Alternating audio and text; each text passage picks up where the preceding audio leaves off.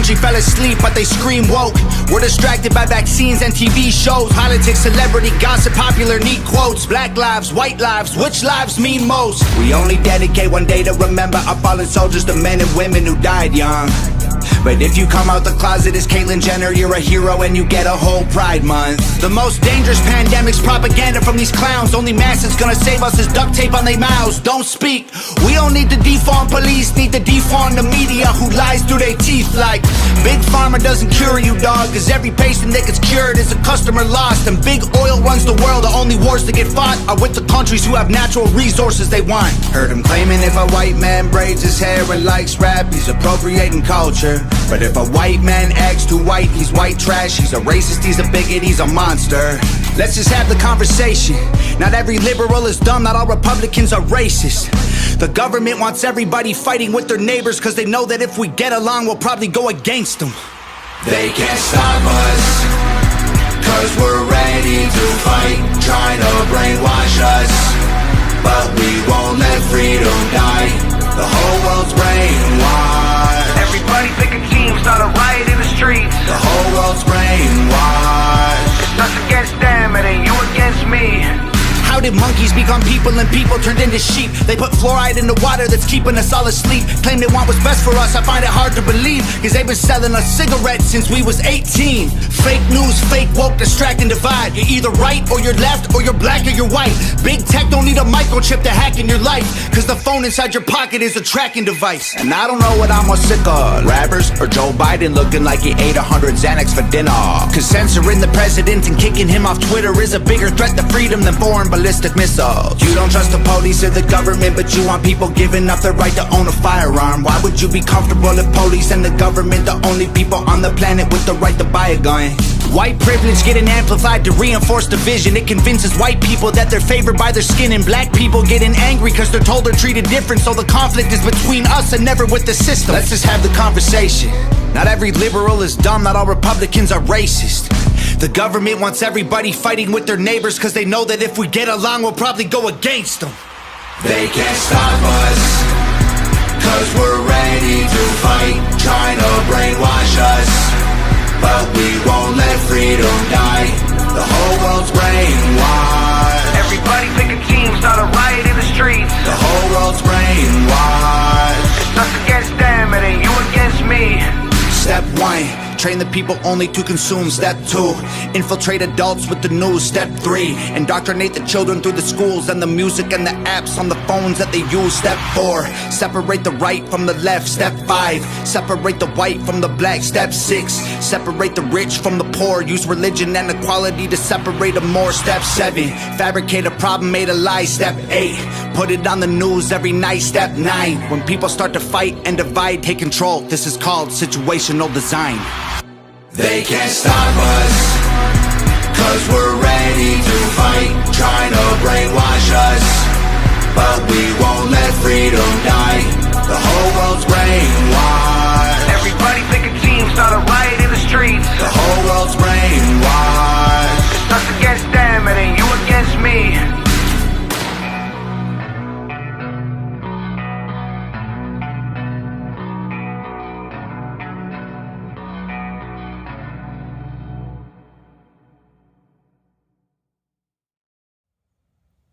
Peace and blessings, brothers and sisters out there. I'm going to do a continuation to our Forbidden Histories Part 4. Let's go ahead and get started.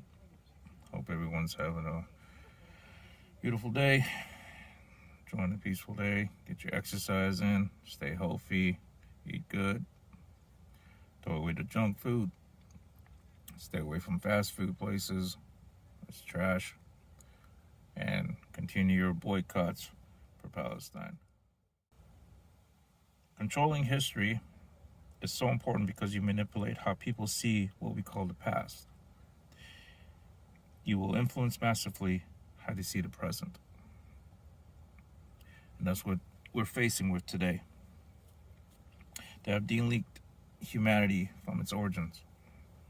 Okay? But fortunately, we can still find and dig the truth out there. today. Having a little pipe here. Let's go ahead and get started, guys. I got my notes here.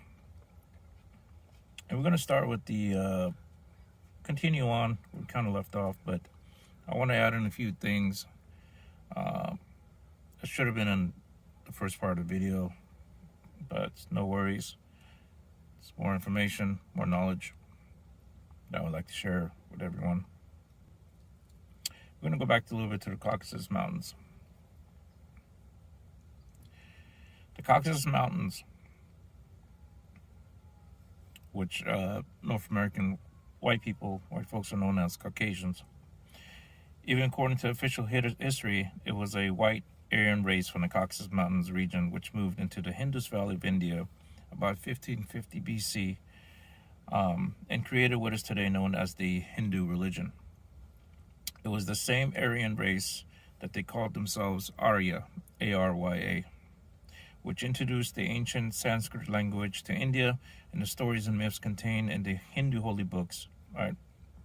The Vedas established that the father of the first historical Aryan king of India, recorded in the Mahabharata epic and the Indian Buddhist history, was the last historical king of the Hittites in Asia Minor. The Indian Aryans worshipped the sun as the father god, Indra, and the Hittite Phoenicians called their father god Bel by the name Indara. Under many names, the same Aryan people also settled in Sumer, Babylon, Egypt, and Asia Minor, now Turkey, and other Near East countries, taking with them the same stories, myths, and religions. This is why, as we continue forward, we'll see that how they have manipulated and infiltrated into the teachings of God. As he sent down prophets, he also sent down books and scrolls. Even starting from Prophet Adam, salam, peace and blessings be upon him. He was given a certain amount of scrolls to guide, his people, his family, and every prophet after that was given a certain book or scroll to guide their nation, their communities. Okay, so what these sun cultists, these oligarchs, were continuously doing is whenever a scripture came down from God through a prophet, they will manipulate it, they will demonize it, or they will change the words in it, or they will create something out of it. Sometimes they will start worshiping prophets, sometimes they will start worshiping spirits, or worshiping their own kings, like the story of Baal. You have these Baal worshipers out there nowadays. A lot of folks don't know the true story of who Baal actually was. And the historical place that I found that was mentioned about the real story of Baal was from an honorable character that I encourage everyone to go read his life story and his words. This man was just flowing, a fountain of knowledge, and the strength was incredible. Imam Ali ibn Abu Talib, alayhi salam, peace and blessings be upon him. He had said that Baal was an ancient king, and he was good to his people. His people loved him. He took care of his community, took care of his kingdom. And he had a son, and his son loved his father a lot. And eventually when Baal died, or Baal, whatever you want to call him, it's the same character, same person, that his son, in honor of his father, he would go into the city center, the center of this city, and he would just put a plaque, something mentioning his father's, a little bit about his father's, his heroic deeds and things he did and stuff like that in his name. And every morning, the townspeople, they would come and, lay a flower there, leave something there and stuff for the memory of this king. And eventually, as time went by, people were like, you know what? This great king deserves something better, than just this small plaque, that's here. So they built a statue of this king. And they started putting, flowers again. And they started putting fruits, and then they started putting food on there, and they started lighting candles around it. And it got to a point where the devil's always there to trick and manipulate people. And when I mean devil, see, you got two kinds of devils in this world. You got the jinn devil, the demonic devil, Satan, Iblis, Lucifer, whatever you want to call him, Azazel. And then you have people who are just like the devil. So you have this guy who came in, an old man. He said, this great king deserves more than all of this. Let's start praying to this king, and we can get blessings. Because, he's dead, he's closer to the creator, blah, blah, blah, Let's go ahead and ask him to do that for us, And then eventually, long story short, it got to a point where people started worshiping the statue of Baal.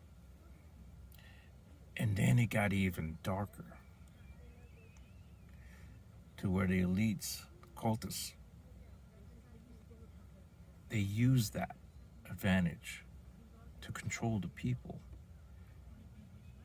With their high priest, they started sacrificing animals to the statue of Baal.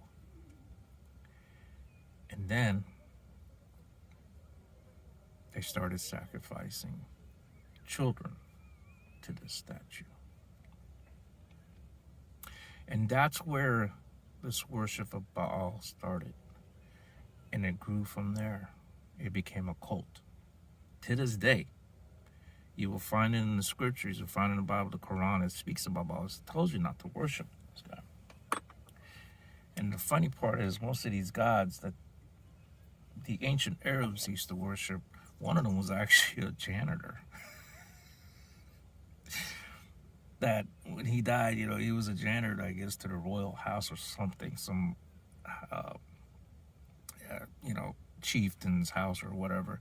And, they started worshiping him. And this is a true story.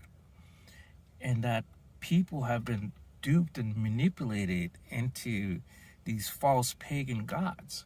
You got people, worshiping trees. Like, for example, you had a story in ancient Greece where an African prophet from Africa, he traveled to Greece. And you're not going to hear these stories in history class. You're not going to hear these stories in the media. You're not going to hear these stories at all. You got to research these.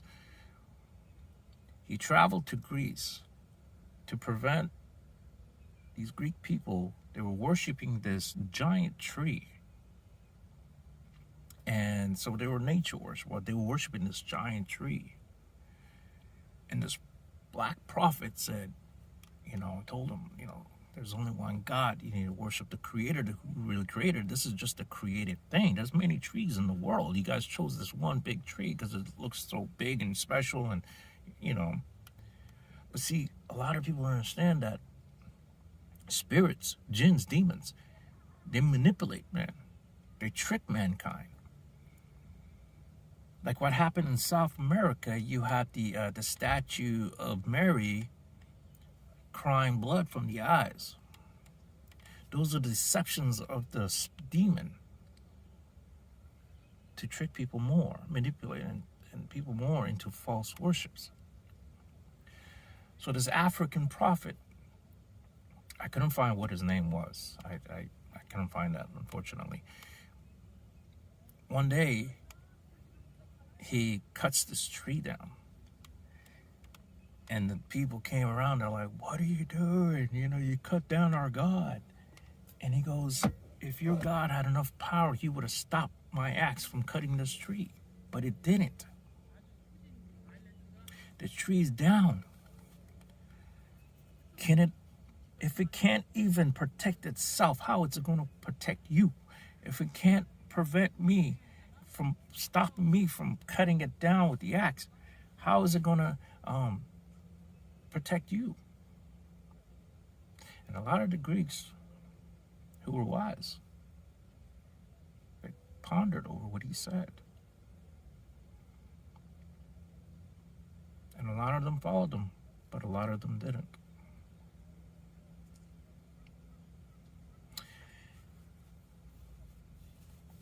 And that's what happens still to this day.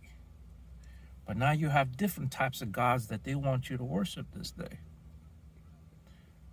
They're called celebrities, politicians.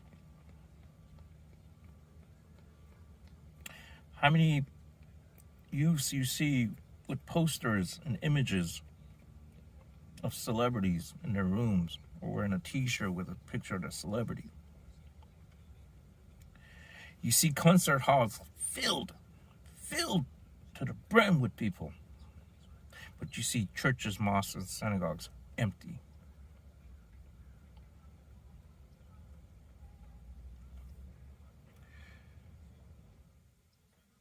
So as they continue manipulating, indoctrinating, and lying to our children, to ourselves,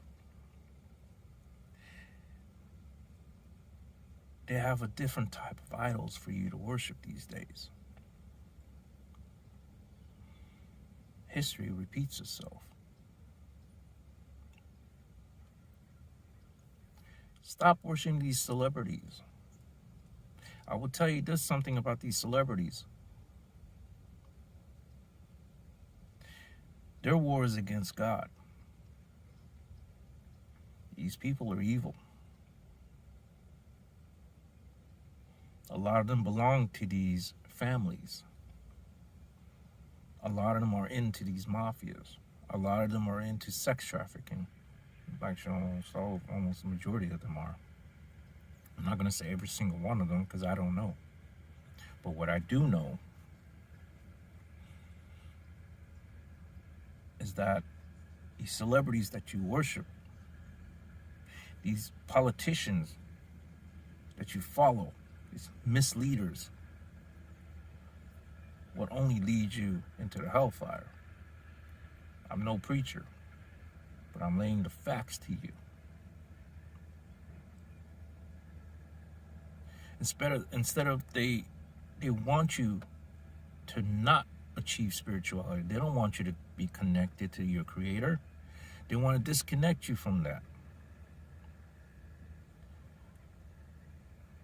They want you to forget who your Creator is, because they now giving you the stars to worship, celebrities.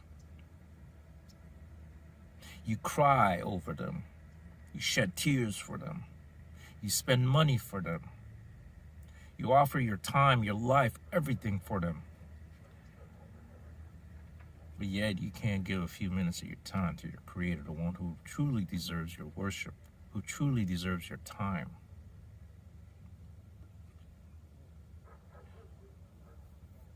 Let's continue on. So what we call the Jewish race that also originated in the Caucasus region, and I'm not talking about the children of Israel. Okay, we're talking about the Khazars here. Okay, and Jewish historical and anthropological sources have shown that only a few of the people known as Jewish have any genetic connection to Israel. In the 8th century, people called the Khazars living in the Caucasus Mountains in southern Russia had a mass conversion to the Jewish religion. That is because you had the Islamic Empire on one side, you had the Christian Empire on one side, and then you had, Judaism. And then they were given an ultimatum, like, which side you're going to choose? You need to pick a side, So the evil Khazarian king chose Judaism, but he didn't choose it because he saw the light or the truth. No. He didn't choose it because he sat down and read the Torah and found God. No. Remember, these Khazarians were evil people. If not, I would say that they were probably Gog and Magog. But again, I don't know. But they acted how Gog and Magog acts. Barbaric, evil, godless. They were deep into black magic. That's where the banking systems kind of started. How? Later, when that empire folded, these same people Khazar Empire never went. I don't know, how come they don't teach you the history of Khazar in schools? How come you have to dig through and find these Khazars? And I guarantee it was the Khazars that destroyed the Tartarian Empire. But anyways. These same people made their way north over a long period of time to settle in other parts of Russia, Lithuania, and Estonia. From there, they entered Western Europe and eventually the United States. The Rothschild family is one of these bloodlines. Yes, folks. The Rothschilds are one of the bloodlines of the Khazars. These are the same people who justified the takeover of Arab Palestine, and after the last war by saying that God had given them an ancient right to the land as his chosen people. In truth, their original homeland is the Caucasus region in South Russia, not Israel. Okay.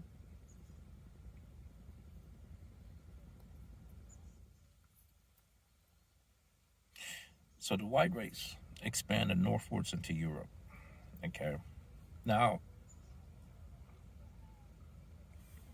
the first people went by sea under the name of the Phoenicians, and over many centuries, others migrated over the land.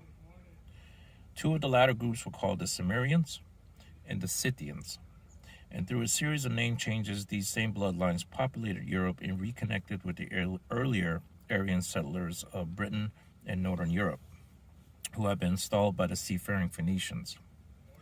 Phoenicians is also the Venetians. The Phoenicians are crucial to the story, what we're talking about today.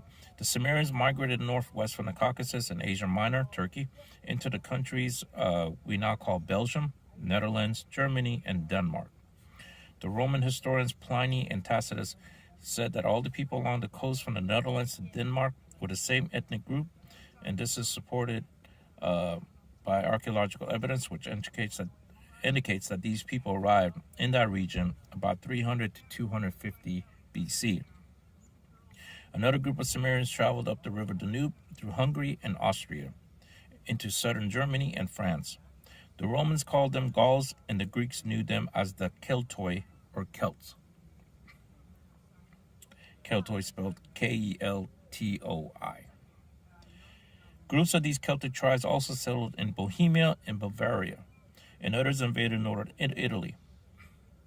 Sallust, Sallust, the Roman historian, records how Romans were defeated a number of times by the Cimbri, who he says were Gauls. Other Roman historians say that the Cimbri were Celts. They were divided into three tribes: the Belgae, northeast of France; the Gauls, central France; and the Aquitani, southern France, by the Pyrenees Mountains. By the 2nd century BC, the Gauls, the Celts, the White Cimmerians, and from the Caucasus Mountains and the Middle East occupied all of Central Europe and Northern Italy, and they went on to conquer the whole of that country. Around 280 BC, they swept down into Asia Minor and reoccupied the lands of their ancestors. As the historian Professor Henry Rawlinson said, these two great invasions into Asia Minor proceeded from the same identical race, in the first instance called the Cimmerians, and in the second the Gauls.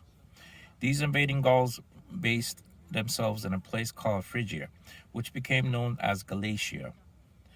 And it was to these people that St. Paul was supposed to have written in the New Testament, his letter to the Galatians. The Cimmerians and the Cimbri also settled in Wales, and to this day, the name for that country in the Welsh language is Cymru, Cymru. I don't know if I'm pronouncing it right. It's either Cymru or Cymru. I don't know. The Scythians, another Aryan group, also moved north from the Caucasus into the Europe, where their name was changed by the Romans to distinguish between them and other peoples. The sacred emblems of the Scythians included the serpent, the ox, which is Nimrod and Taurus, right? Fire, which is the sun and knowledge, and Theo, the god the Egyptians called Pan. Okay, that's where you get the cartoon Peter Pan. Remember, everything's connected. Disney is evil. I highly encourage everyone to boycott Disney because of pedophilia and other satanic things that the Walt Disney used to do, and Disney still does to this day. Anyways, the Romans called the Scythians the Sarmatiae, and the Germani from the Latin word Germanus, meaning genuine. The Scythians were known, therefore, as the genuine people. And of course, from Germany, we get German and Germany. The name change is confirmed by the writings of the Roman historians Pliny and Strabo. The Anglo-Saxons who invaded Britain were also known as Germani by the Romans. The land called Old Saxony is modern-day North Germany and the Netherlands. Both the Angles and the Saxons came from the same genetic source, the White Cimmerians and Scythians from the Caucasus and the Middle East or Near East. It is the same with William the Conqueror and his Normans, the last people to invade Britain in 1066 at the Battle of Hastings. The terms Norman and Normandy originate from the Norse, meaning Northmen, because they came from Scandinavia to occupy the region of France. The story of the Scandinavian hero Odin says that he came from Assaland and Asahem, which just happens to be the lands of Scythia and can be identified in Aryan India. From there, about 200 to 300 AD, it is said that Odin led a huge army north to conquer Sweden.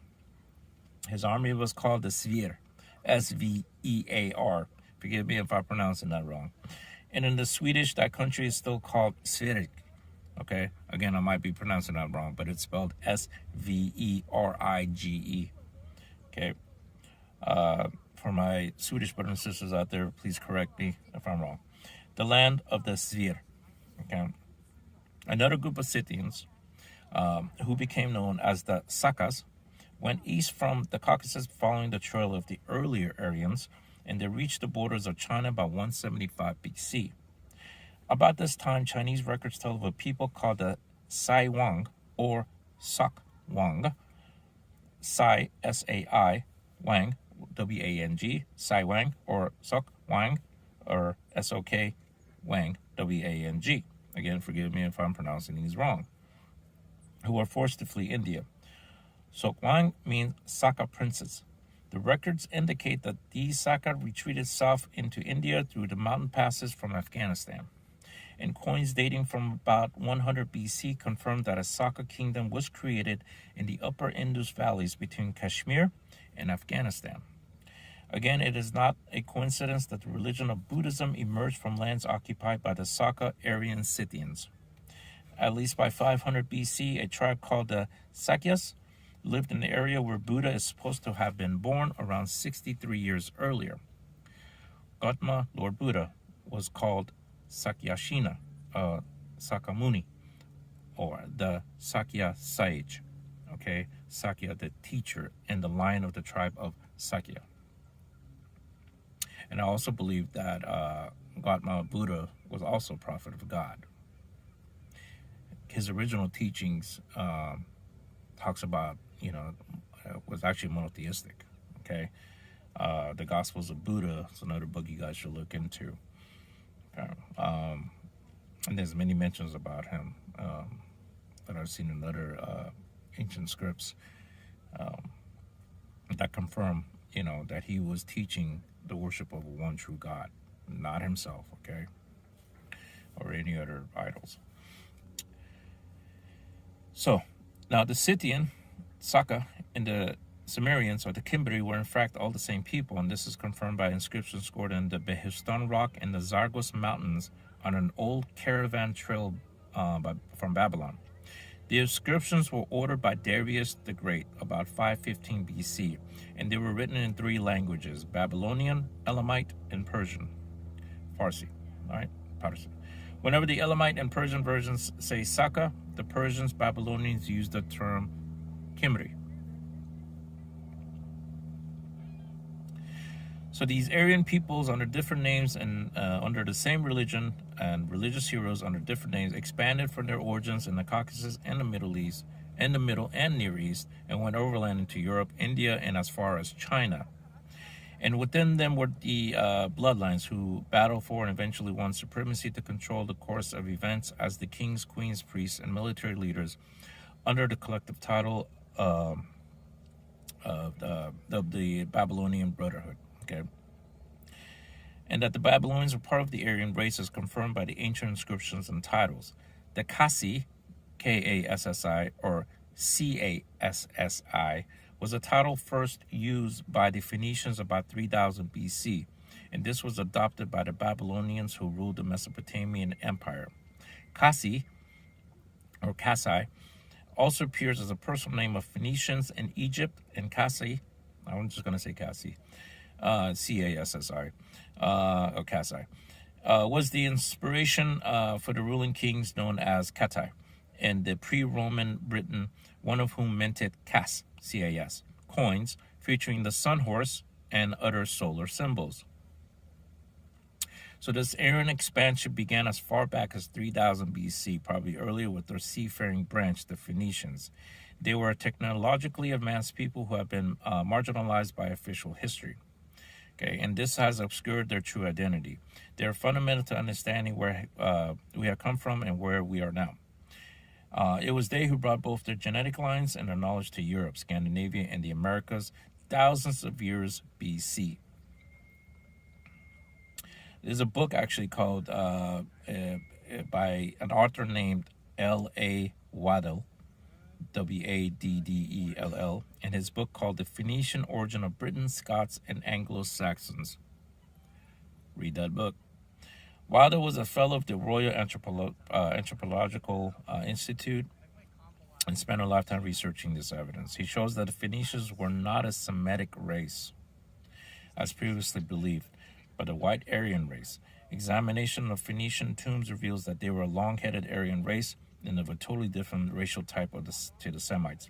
The Phoenicians of the ancient world traveled by sea from their bases in Asia Minor, Syria, and Egypt to settle in the islands of the Mediterranean like Crete and Cyprus, and also Greece and Italy. It was the Phoenicians who carried the knowledge which later emerged as the civilizations of the Minoan Crete, classic Greek, and Roman Italy. They were also the brains behind the much Egyptian culture in this period before it was hijacked. Okay. The Egyptians knew the Phoenicians as the Panag, or Panasa, and Finka. The Greeks called them Phoinikas, Phoinik/as. And to the Romans, they were the Phoenicians. There is a simple reason why the Egyptians depicted many of their gods with white skin and blue eyes, in exactly the same way as other cultures all over the world did. This advanced race called the Phoenicians were white skinned and often had blue eyes. The same it would appear as Scandinavian races, which were installed by the Phoenicians and other peoples of the same bloodstock and general location. It is also the origin of the Aryan master race, which is a nonsense which was obsessed by the Nazis, aka Zionists, and the secret societies which created them. The hero of the Freemason secret society to this day is a mythical person called Hiram Abiff, the so-called builder of King Solomon's temple. King Solomon didn't need a master, but he was the brains. He had the knowledge that God given him. Okay, so it was by his orders that the temple was built, by his knowledge. Okay, prophets have knowledge that they have given to mankind, and these oligarchs have stolen the knowledge of these prophets and used it against mankind and hidden most of it from mankind. Okay, let's continue on. So the so-called Harem-Abeth, this mythical guy, is supposed to have been a Phoenician. Okay, the grandfather of the famous Egyptian pharaoh Akhenaten. The father of Tutankhamun was a Phoenician high priest. Now remember, Akhenaten. Now they use the term pharaoh, and I want to correct this. Pharaoh is not a name. I'm sorry, pharaoh is not a title. There was only one pharaoh in history, and that was the one who challenged Prophet Moses, peace and blessings be upon him, and the Creator. Okay, Pharaoh is not a title. It was a name of that one king who is mentioned in the scriptures. Okay, and I don't understand why these so-called historians and professors and all these cats, I've only heard only a handful of historians actually mention this, but the rest they wanted to say it was a title. Okay, but it's not. And Akhenaten actually it was a monotheistic.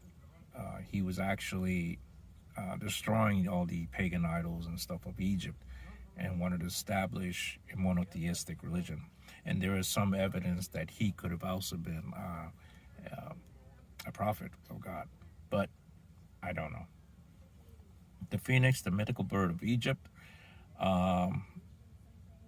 was in fact the sunbird of the Phoenicians, the emblem of the sun god Bel or Bel, B-I-L or B-E-L. And as it has been later symbolized as a peacock or an eagle. That's where you get the American eagle from, the back of your dollar bill, which originally was the phoenix, the bird. Okay, from the ashes we shall rise, right? Okay, they still label that. Okay, keep an eye on that. Remember the Nazis, they also had the double-headed eagle, one facing west, one facing east. Okay, you look at the Romans, they had the same eagle, one facing east, one facing west. Same thing.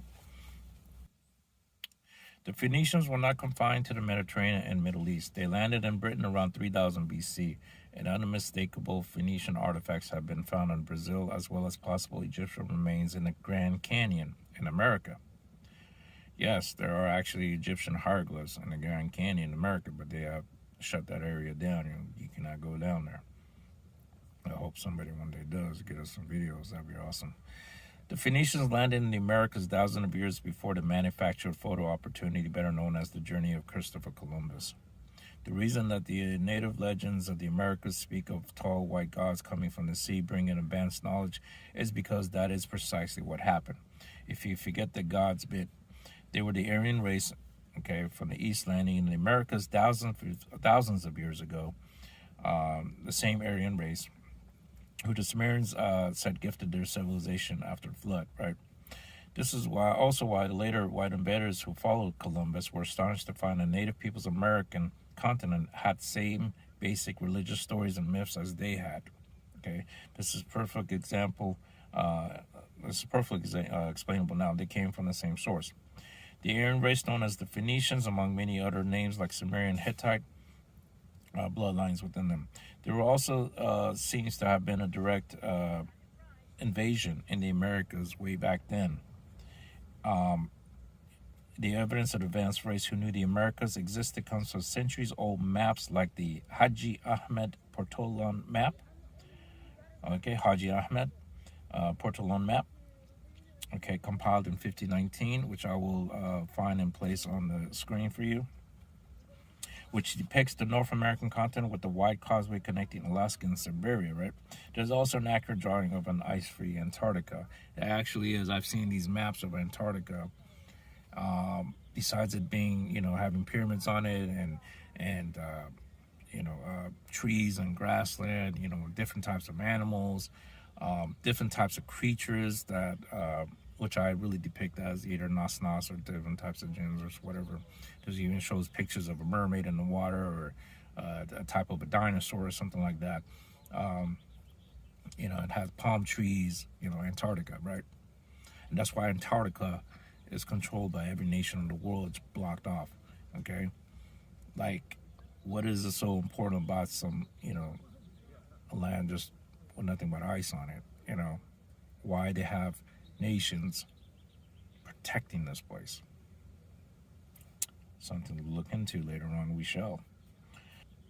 The arrival of the Phoenicians in Britain also corresponds with the building of the great stone circles and observatories like Stonehenge, and other things like that. The advanced Phoenician Sumerians, who had highly developed knowledge of astronomy, astrology, sacred geometry, mathematics, and the Earth's magnetic force line network known as the global energy grid, had all the knowledge necessary to build these great structures. In his book, L.A. Waddell said that he found Sumerian markings in one of the stones at Stonehenge. Professor Alexander Thom, Emeritus Professor of Engineering Science at Oxford University from 1945 to 1961, discovered that the ancients who built Stonehenge knew about Pythagorean, geometric, and mathematical principles thousands of years before Pythagoras was born. Thom explained in his 1967 book, Megalithic Sites in Britain, that the stones not only formed geometric patterns in and around the circle, they also aligned to features in surrounding landscapes and to the positions of the sun, the moon, and prominent stars at particular times, particularly where the sun appeared or disappeared at the equinox or the solstice, and where the moon was at the extreme positions of its cycle. This was a gigantic astronomical clock, he said. But he said it was more than that. It was a receiver and transmitter of energy, he claims. The Earth's magnetic grid, or grids, consist of lines of magnetic energy known as ley lines, meridians, and dragon lines to the Chinese. Where these lines cross, the energy spirals into a vortex, and where many lines cross, you have a massive vortex of energy.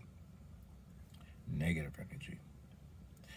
These are the power lines, the sacred sites of the ancients who knew of this system. The vortex or spiral is a constant throughout the universe.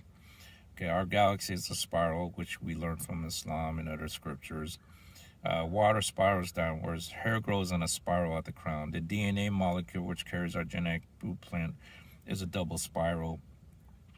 Brian Desborough from California said that there is a point on one of the Earth grids, the Hartmann grid, as it is called, where 12 of these forces lines meet and go down into the Earth. He said it was a place called Avebury in England. And it's the very place where the Phoenicians chose to build their stone circles at least 5,000 years ago, along with a series of surrounding sites, including Silbury Hill, the biggest human-made mound in Europe, and others like West Kennet Long Barrow. These form a sort of circuit board at the heart of the energy grid, which fundamentally affects nature of the Earth's magnetic field. Okay, I'm going to stop there. So, again, something to ponder over. My honest theory, and it's again my opinion, my theory, I'm not saying that it's a fact. I believe that the Stonehenge, which I've seen pictures from the, I believe it was the early 1900s, between that or 1930 or something. I believe it was early 1900s, maybe late 1800s. There's a photo, it's early 1900s. There's a photo that either they were building the Stonehenge, or they were hiding evidence and rebuilding it a different way. But a lot of these historical sites that you see nowadays are made in modern times. And you can see the difference with actual historical sites and these new ones. You see most of them in Greece and in England and other parts of the world. Because remember, they try to hide history as much as they can. Okay? So, whether or not that's true or not, that it is a new creation, new built thing, but God knows best. But that's something that I definitely want to research more, look into more. But I do know one thing for a fact, is that a lot of these historical sites that they say is historical, comes from ancient times, were newly built, recently built, not too long ago. And if you look at reason for most of these fires and wars, it's to destroy evidence of history. They claim, they talk about the mud flood. I don't believe there was a mud flood. I don't believe in that. I know there was a Tartaria. There is evidence of it. They have the flag. But they keep it out of history books like they keep the Khazarians out. Okay. Now, I believe that, my theory again, my personal opinion, most of these wars that happened, if you look at World War I and World War II, most of the sites that they bombed were historical sites, eliminating any evidence of history. They erased it, and they're still doing it now. Okay? They create chaos and then order. Tell me what you guys think. Leave a comment below. I will always reply back to anyone who leaves a comment below. I will always reply back. Okay? But it's something to ponder over, and I highly encourage everyone to go research this. Well, I believe that most of these fires and these wars, these destructions, has been happening for hundreds of years, destroying any evidence. And I know for one fact, though, Native Americans did not live in teepees. Think about it. We use tents when we travel, right? When we go camping, when we go out in the wilderness, right? We set up tents. Francis Drake, when he came, they describe, even in a book called The Song of Roland, if you guys read that, describes that the natives that lived here in America had huge buildings, castles, like some of them draped with gold over it. Lots of gold. Huge buildings, huge complex style of architecture. Where are they now? Well, I took a trip. I was really fascinated by Queen Khalifa. That's where you get California from a Moroccan Muslim queen that lived here in California. She was a queen here. That's where the Amazonian thing comes from. Her warriors were these tall, strong women, and they just had gold everywhere. And when these colonialists came and they saw what they had, they stole everything, killed the people, and not only stole the gold, but any advanced technology that they had. Queen Khalifa had mighty ships, armadas, huge, that she helped in the Ottoman Empire to when they captured Constantinople.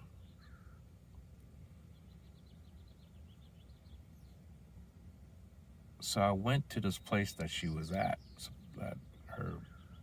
because her kingdom came from, I believe, from Northern California down to Southern California, Tijuana, to all the way down to Hawaii, from what I heard. Nothing remains of those giant megalithic structures. They have completely destroyed it. And that's what Napoleon did. Why do you think Napoleon went to Egypt? He was destroying a lot of historical artifacts. Napoleon was part of the bloodline nobility.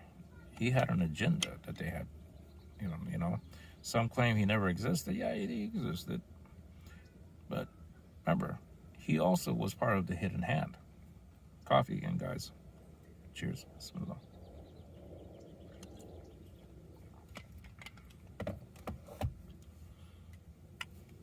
He shot at the pyramids. What was written on the pyramids?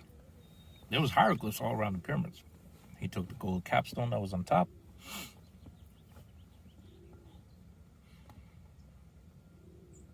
And in modern days, the Sphinx that's in Egypt,